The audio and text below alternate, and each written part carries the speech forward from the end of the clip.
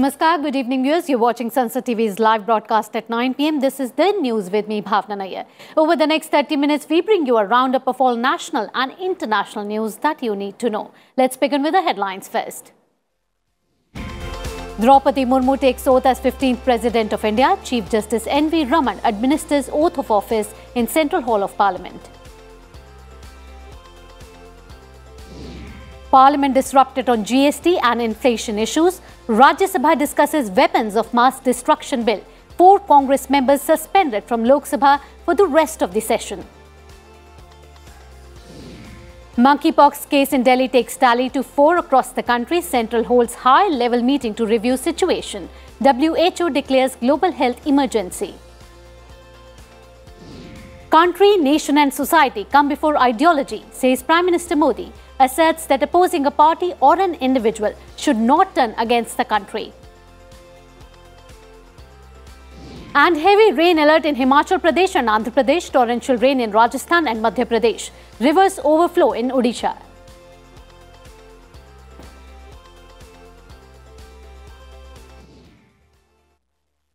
Let us now look at some more important stories of the day. Ram Nath Kovind moves out of Rashtrapati Bhavan, arrives at new residence at 12 Janpat in Delhi. No hospitalization needed for Partha Chatterjee, says AIMS. Bengal minister arrested in alleged school job scam. Fresh and pasteurized milk fully exempted from GST, clarifies government. Curd, lassi, buttermilk, paneer also exempted if not pre-packaged and labelled. No extension of deadline for filing income tax returns, says Revenue Secretary. 62 swine flu cases, 2 deaths in Mumbai this year. Over 1,66,000 screened for H1N1. European Commission allows Danish vaccine Invanex to be marketed as protection against monkeypox. Rights group seeks arrest of former President Gotabaya Rajapaksa in Singapore for role in Sri Lanka's civil war. Sri Lankan police arrested 3 people selling items taken during Occupy President's House protest. Chinese astronauts conduct docking process of laboratory while being aligned with space station in orbit for first time. And Hubble telescope captures mirror image of gravitationally lensed galaxy predicted by Albert Einstein.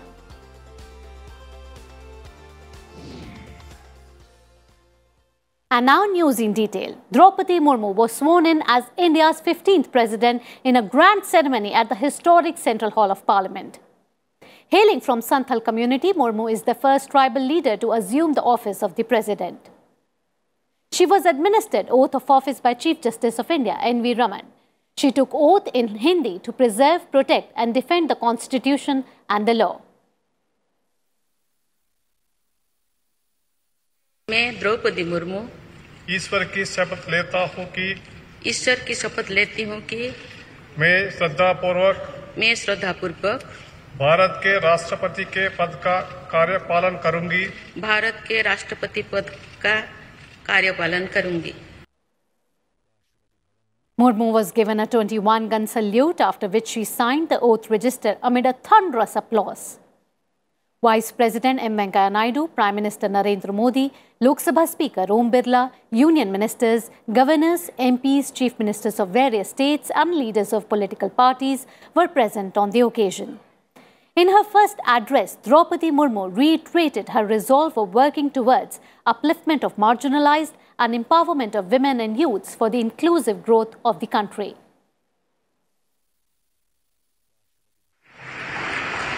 राष्ट्रपति के पद पहुंचना मेरी व्यक्तिगत उपलब्धि नहीं है, ये भारत की प्रत्येक गरीब की उपलब्धि है. मेरा निर्वाचन इस बात का सबूत है कि भारत में गरीब सपने भी देख सकता है और उन्हें पूरा भी कर सकता है. Ahead of the swearing-in ceremony, Murmu arrived at the Rashtrapati Bhavan, where she was welcomed by outgoing President Ram Nath Kovind. The two then arrived at the Parliament in a procession. Draupadi Murmu also paid homage to Mahatma Gandhi at Rajghat this morning.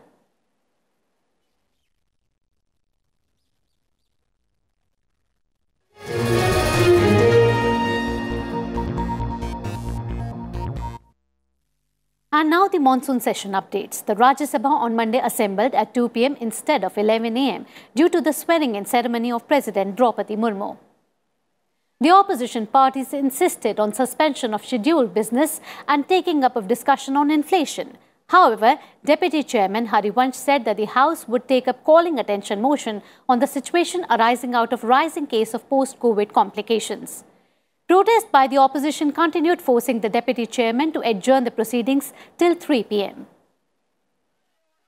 When the House reassembled at 3 p.m., opposition members, including the Congress and TMC, continued their protest, leading to adjournment of the House till 4 p.m.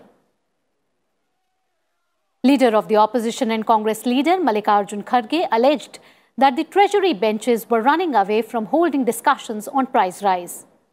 Leader of the House Piyush Goyal said that the government wants to have discussion on this issue. 4 Congress Lok Sabha members were suspended for the rest of the session on Monday after Speaker Om Birla took a stern view of the continuous disruptions.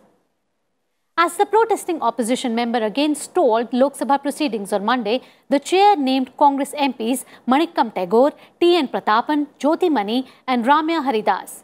Parliamentary Affairs Minister Prahlad Joshi then moved a resolution to suspend the 4 for the rest of the session. The resolution was passed by a voice vote. Rajendra Agarwal, who was chairing the proceedings, announced their suspension. He later adjourned the proceedings for the rest of the day. प्रस्ताव को सभा में मतदान के लिए रखता हूं। प्रश्न यह है कि श्री मणिक्कम टैगोर, श्री टी.एन. प्रतापन, सुश्री ज्योतिमणि, सुश्री रामैया हरदास, जो इस सभा के सदस्य को सत्र की शेष अवधि के लिए सभा की सेवा से निलंबित किया जाए। जो सदस्य के पक्ष में वो हाँ कहें, जो सदस्य के विरोध में वो ना कहें। मेरे विचार में निर्णय हाँ वालों के पक्ष में हुआ, हाँ वालों के पक्ष में हुआ, प्रस्ताव स्वीकृत हुआ। सदस्यों को तदनुसार सत्र की शेष अवधि के लिए सभा की सेवा से निलंबित किया जाता है। वे तत्काल सभा के परिसर से बाहर चले जाएं। सभा की कार्यवाही मंगलवार दिनांक 26 जुलाई 2022 को प्रातः 11 बजे तक के लिए स्थगित की जाती है। Moving on, Prime Minister Narendra Modi today said that India will move forward only when all sections of the society, including women, Dalits, Divyangs, backwards and tribals, will go forward. He was addressing the 10th death anniversary event of former Samajwadi Party Rajya Sabha MP Harmohan Singh Yadav in Kanpur in Uttar Pradesh via video conferencing. Prime Minister Modi also accused the opposition of obstructing developmental works, saying that they keep their political interest above that of society and the country. कि गांव गरीब परिवारों से आने वाले बच्चे अंग्रेजी की वजह से पीछे न रह जाएं। सबको मकान, सबको बिजली कनेक्शन, जल जीवन मिशन के तहत सबको साफ पानी, किसानों के लिए सम्मान निधि, ये प्रयास आज गरीब, पिछड़े, दलित, आदिवासी सभी के सपनों को ताकत दे रहे हैं। Continuing with more news, Delhi has reported its first case of monkeypox, taking the tally of infections in the country to 4. The other 3 cases are in Kerala. In Telangana, a person who has come from abroad is being investigated for suspected symptoms. The Delhi victim has been isolated at the Loknayak Jayaprakash Hospital. His condition is stable. The centre also held a high-level review meeting on the outbreak. The meeting was chaired by the Directorate General of Health Services. Officials of the Ministry of Health, National Centre for Disease Control and ICMR, states and UTs were told to keep a close watch on the situation. The World Health Organization has declared the outbreak as a public health emergency of international concern. Till 22nd July, 16,593 confirmed cases have been reported from 68 countries. All are countries that have never had a case of monkeypox before. Most infections are in Europe. Experts stress that the risk to the general population is low. But what the virus is all about? Let's take a look at these facts. Monkeypox virus originates in wild animals like rodents and primates and occasionally jumps to people. It belongs to the same virus family as smallpox. The illness was first identified in 1958 after 2 outbreaks of a pox-like disease in research monkeys, hence the name monkeypox. But more than monkeys, rodents are the main reservoir of the virus. The World Health Organization estimates there are thousands of monkeypox infections in about a dozen African countries every year. WHO estimates the disease is fatal for up to 1 in 10 people. Monkeypox virus belongs to the same virus family as smallpox but causes milder symptoms. Most monkeypox patients experience only fever, body aches, chills and fatigue. People with more serious illness may develop a rash and lesions on the face and hands that can spread to other parts of the body. Most people recover within about 2 to 4 weeks. Monkeypox can be fatal for up to 6% of cases and is thought to be more severe in children. Smallpox vaccines are effective against monkeypox and antiviral drugs are also being developed. The European Centre for Disease Prevention and Control recommended high-risk contacts be offered a smallpox vaccine. Experts emphasize that anyone can be infected through close contact with a sick person, their clothing or bed sheets. Monkeypox requires very close contact to spread, so it is not likely to prompt big waves of disease like COVID-19. The cases so far have been mild, with no deaths reported. Bureau Report, Sansad TV. Let's take a look at news from across the nation now. The central government is launching Har Ghar Tiranga campaign from August 13th to 15th. It has set a target of hoisting the tricolour in 25 crore homes across the country. To facilitate the campaign, central government has also made changes in the rules for hoisting the tricolour. Moving on, the Supreme Court has issued notice to the Centre and the Election Commission on a petition seeking delimitation in 4 northeastern states. The petition saw delimitation in Arunachal Pradesh, Assam, Manipur and Nagaland. Khap Panchayat leaders met the Governor of West Bengal and NDA's Vice Presidential candidate Jagdeep Dhankad in Delhi. In the last 24 hours, 16,866 new cases of corona infection have been reported in the country. This is after 168 days that the daily infection rate in the country has crossed 7%. The 25th batch of over 3,800 pilgrims left for Pahalgam and Baltal base camps from Jammu. So far, more than 2,25,000 pilgrims have visited the Amarnath shrine.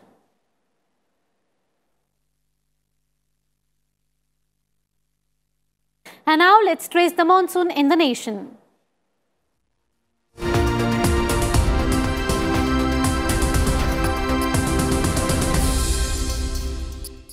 Beginning with Himachal Pradesh, heavy rain in Himachal Pradesh triggered orange alert for 5 days from July 25th.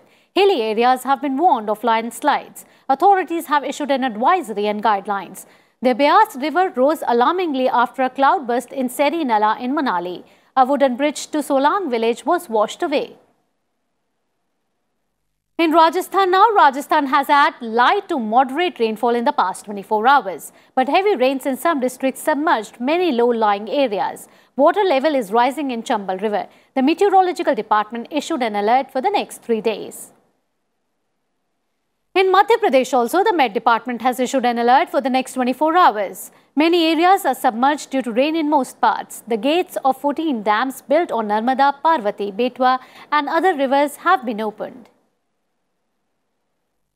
Rains have caused severe water logging in many districts of Odisha. Rivers and drains are overflowing. Many low-lying areas are submerged. Heavy rain is expected in most parts of the state for the next 2 days. And a fresh round of rainfall has started in Andhra Pradesh. Heavy rains are expected till July 28th. More than 3,60,000 people are affected by floods in 6 districts. However, Godavari and Krishna rivers have receded below the danger mark. Water level in Sir Arthur Cotton Barrage has come down to 8.65 lakh cusecs.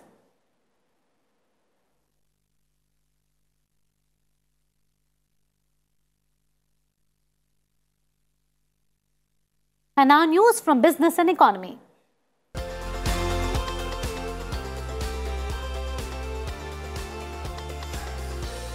Several states are facing rainfall deficit in the country, with Uttar Pradesh, Jharkhand and Bihar among the worst affected. In Uttar Pradesh, the monsoon deficit rose up to 54%, while in Jharkhand and Bihar, it went up to 49% and 45% respectively, raising concerns of their impact on agricultural production.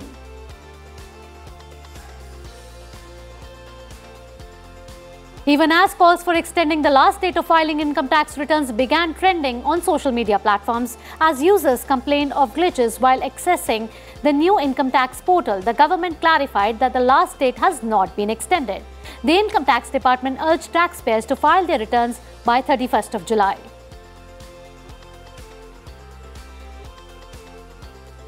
And now about Sensex. Equity markets traded weak as the BSE Sensex lost 306 points while NSE Nifty was down by 88 points on a day that saw shares of Zomato tumble by 11% and Reliance Industries Limited by 3%.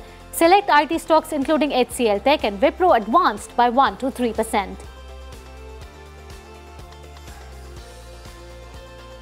Following global trends, prices of gold and silver fell today, with 10 gram of gold now costing Rs 50,551, while silver became cheaper by nearly Rs 1,500 to close at Rs 54,351 per kilogram. And now about global markets. Markets across Asia and in USA suffered losses of up to 1%, while European markets trended in the green with gains of up to 0.5%. In Asia, South Korea's benchmark index KOSPI was the exception with swift gains of 0.5%.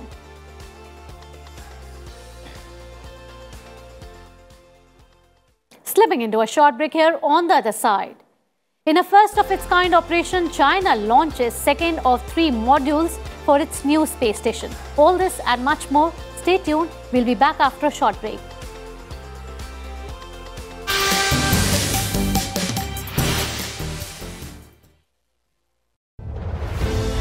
Bharat लाखों बरस प्राचीन सभ्यता, जिसे घर के जयचंदों और मीर जाफरों ने गुलाम बनने पर किया मजबूर।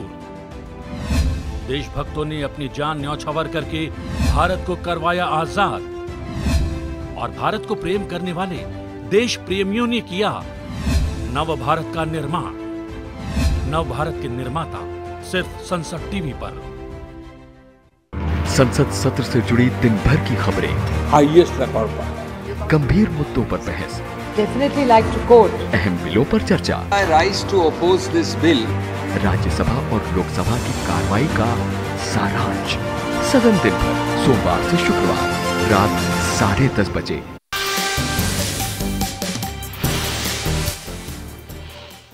Welcome back after the break. You're watching the news and time now for all the big developments from the Russia-Ukraine war front.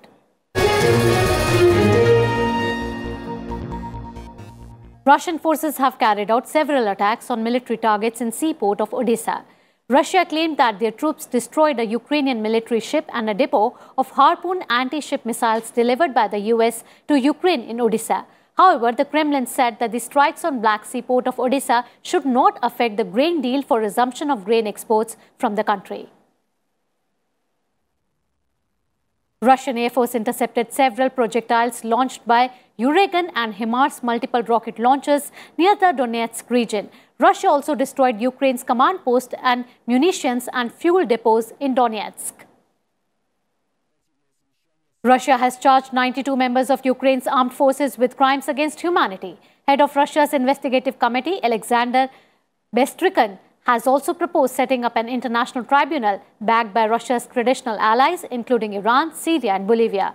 Ukraine is also conducting its own war crimes investigations.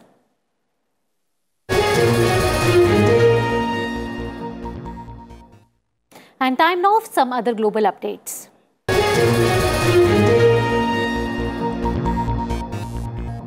4 pro-democracy activists have been executed by Myanmar military in what is believed to be the first use of capital punishment in decades. The four, including activist Ko Jimmy and lawmaker Phayou Zia Tho, were accused of committing terror acts. Let's take a look at this report.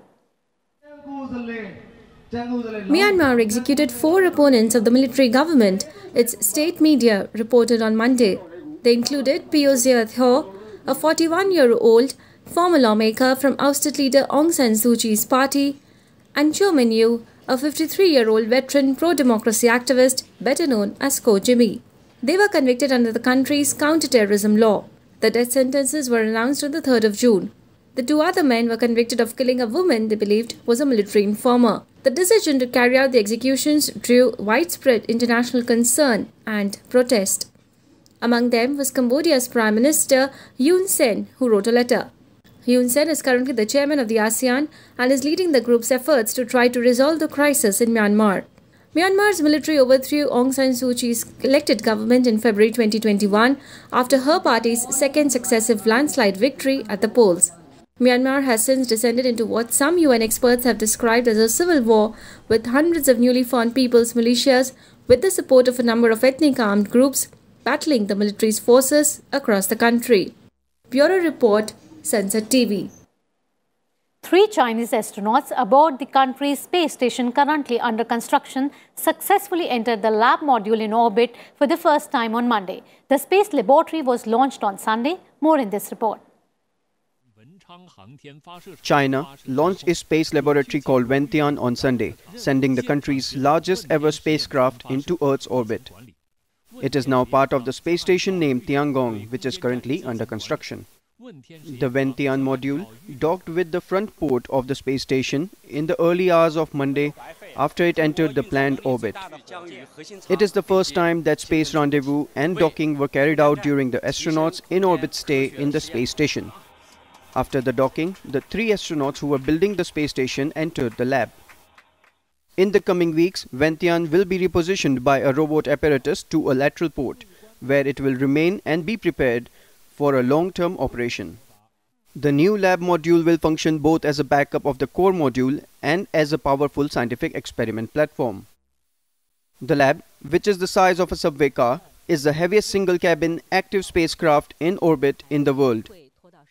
The construction of China's Tiangong space station is expected to be completed this year. Bureau Report, Sansad TV.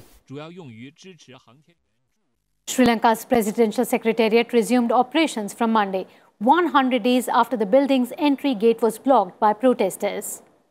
The presidential secretariat was occupied by the protesters from July 9 till Friday, when security forces conducted a raid and took back control of the building. Its entry gate had been blocked by the protesters since 9th April. Cleaning and repair work were undertaken over the weekend to ready the presidential secretariat for the reopening. Security forces had already opened Gold Road for traffic in front of the secretariat.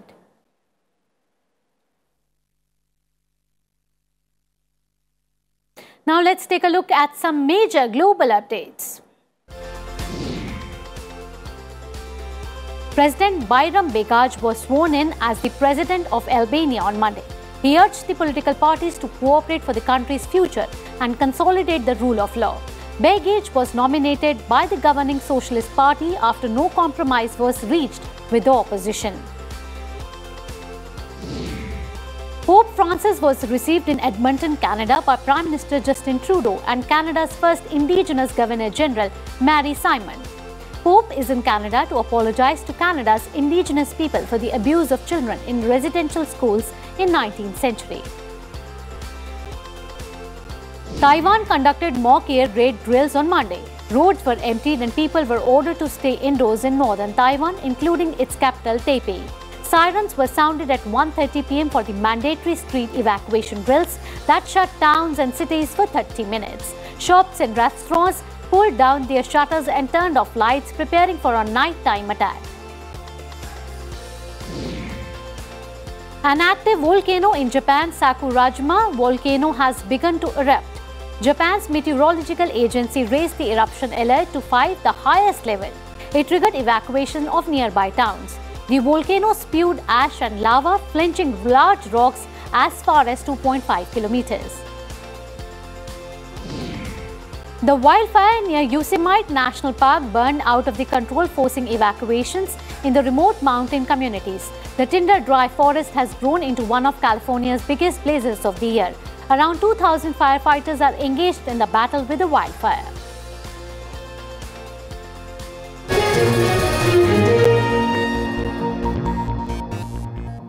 And time now for all the sporting action.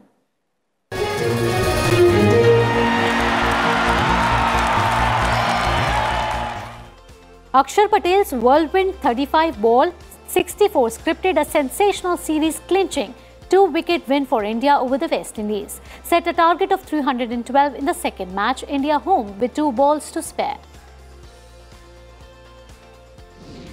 Pakistan were 191 for 7 at stumps on day 2 in reply to Sri Lanka's first innings total of 378 runs. Pakistan lost top scorer Agha Salman for 62 on what turned out to be the last ball of the day.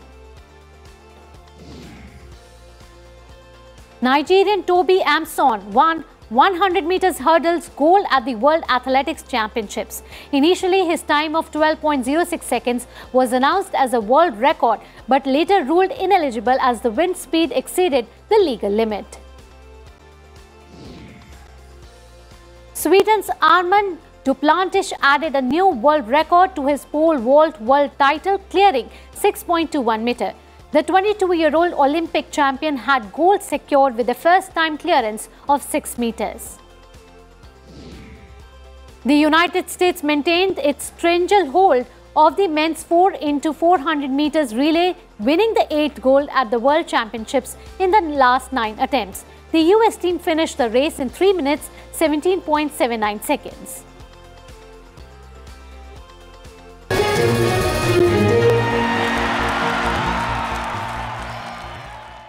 And that comes to the wrap of today's bulletin, the news. Thank you for watching. For more updates, keep watching Sansad TV. Good night. Namaskar.